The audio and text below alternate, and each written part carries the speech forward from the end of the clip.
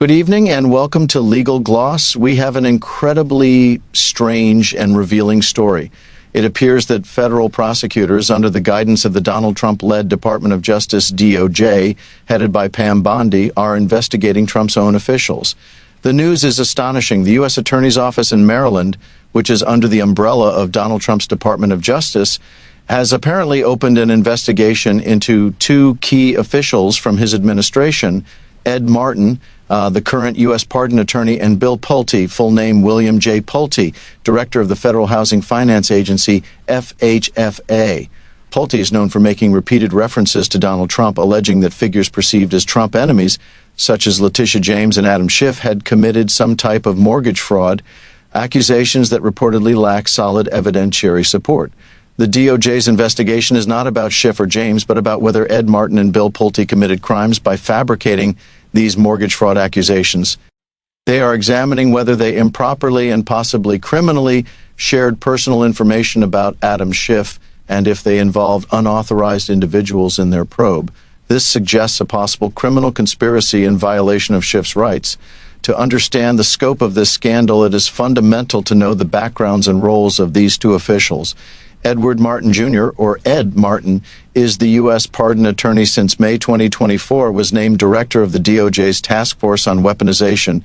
He is a conservative activist and politician known for his participation in the Stop the Steal movement. His importance lies in being the principal official who assists the president with executive clemency, underscoring his position of trust and direct access to Trump's most powerful tool for overturning convictions.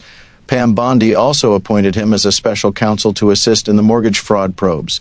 William J. Pulte, or Bill Pulte, is the director of the FHFA and chairman of Fannie Mae and Freddie Mac, entities that oversee more than $5 trillion in national mortgage financing. He was appointed by President Trump in 2024 and is known for his work in the home construction sector.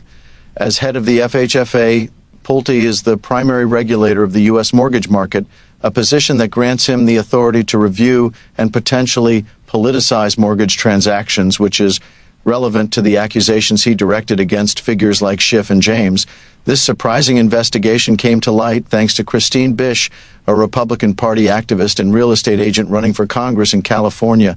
According to reports, Bish received a grand jury subpoena. Bish was interrogated extensively by prosecutors from the U.S. Attorney's Office in Maryland, but not about the mortgage fraud complaints she herself had sent to a tip line regarding Adam Schiff. Instead, she stated that prosecutors asked her almost exclusively about the conduct of Ed Martin and Bill Pulte, suggesting that these two officials may have engaged in misconduct and even criminal behavior in generating the fraud accusations.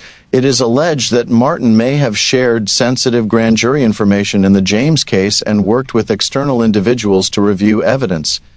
The big question is it credible that Pam Bondi, Donald Trump's political counsel and head of the DOJ, would allow someone in his inner circle to be investigated or even prosecuted? Legal experts express skepticism given the political nature of Trump's DOJ. However, there is a glimmer of hope for a legitimate investigation. The U.S. Attorney's Office in Maryland is considered a top-tier team with career prosecutors who have been there for decades. The hope is that these professionals, known for their integrity, are following the evidence regardless of the political consequences. The litmus test will be if the grand jury finds sufficient evidence to indict Martin and Pulte. In that case, the focus would shift to Bondi. Would she allow the indictment? And if it occurred, how long would it take Donald Trump to pardon his close associates? There is a theory that even if Bondi or Trump stops the investigation at the federal level, the career prosecutors could be doing all the necessary groundwork. This would allow prosecutors to resume the investigation where it was forced to stop if a Democrat wins the presidency in 2028 and a new DOJ is established. In summary, in this environment where Donald Trump's executive branch operates with strict control, it is difficult to see how the law would be applied to these associates, especially considering the roles of Martin and Pulte as conservative activists and leaders of the government. Most important tools, pardons and mortgage financing. Nevertheless, at this moment, it appears that Maryland prosecutors are going where the evidence leads them, even if they risk their careers. We will be attentive to how this extraordinary story develops, where federal prosecutors are investigating members of the Trump administration for possible crimes.